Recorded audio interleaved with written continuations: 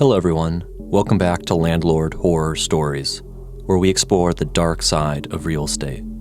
Today we have a cautionary tale for all rookie landlords. An out-of-state investor buys his first rental property, and what follows is the worst possible nightmare. Justin Brown Woods was a teacher from California. He grew up not having a lot of money, and so as a young adult, he made a series of poor financial decisions, racking up a ton of consumer debt that ended up taking years to work through.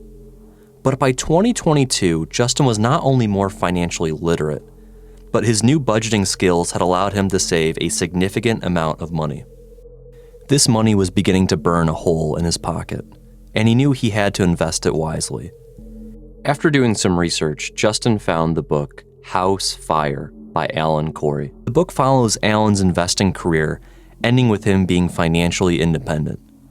What floored Justin was at the end of the book, Alan challenged you to start making offers on your first rental property within 3 months of finishing the book. It might be the teacher in Justin, but he took that 3-month deadline seriously. Seeing as he lived in California, he knew it was way too expensive to invest locally. And he liked the idea of investing out of state, as his money would stretch further and he'd earn more cash flow. Eventually, he selected Warren, Michigan, a ring city outside of Detroit. Now, Warren has a lot going on for it from an investor perspective. It's affordable, has a strong renter base with tons of governmental jobs that are not going anywhere. Next, Justin found a local agent who seemed professional. With his market selected, his agent on board, Justin was ready to meet that 3-month deadline. Over the next few weeks, Justin's agent would walk properties, send photos, and they would keep their eyes open for a deal. Now, it should be noted that Justin did not fly out to Warren, meaning he never met his agent in person, never walked any of these properties. But that's not uncommon for out-of-state investors. It just means that you need to ensure your team knows what they're doing. After a few weeks, Justin's agent found a deal that he knew Justin would love. A single-family home priced at $93,000, recently remodeled by a flipper. It looked as turnkey as you'd get, meaning Justin could buy it and then immediately start renting it out for $1,100 to $1,200 a month. Within a few days, the property was under contract. For out-of-state investors, property managers are the single most important member of your team. Since their job is to manage the property for the long term, they're in charge of finding tenants, managing them, and often overseeing repairs. Having a good property manager is paramount. But a good property manager also has decades of experience within the market, providing valuable insights to rookie landlords. Good property managers will also only want to manage properties that are going to be easy, right? Easy for them to manage, and ultimately easy for you to own. This new property manager took one look at Justin's home and found a massive mistake. There was no certificate of occupation, meaning no one was legally able to live in this property until it passed a series of inspections. Justin remembered his agent briefly mentioning it, but didn't sound like it was a big deal. But as it turns out, it was a really fucking big deal. Now, being a rookie landlord, Justin didn't fully appreciate what he got himself into. He figured that repairing properties was just part of the job of being a landlord. But what Justin didn't fully grasp was that this property was now open season for dozens of city inspectors to examine every nook and cranny of this property. The city of Warren, Michigan requires a home to pass 5 inspections to receive a certificate of occupation, including fire, water, sewer, and structural, each being conducted by a different inspector. Now, what the property manager could have told Justin was that this house was flipped by someone who had no idea what they were doing. They were essentially putting lipstick on a pig and hoping to sell to someone who was not going to look too deeply into the mechanics of the home, because they would have found that nothing was up to code and would have to be replaced. Justin had just signed himself up for an odyssey of removing each layer of lipstick only to find rot.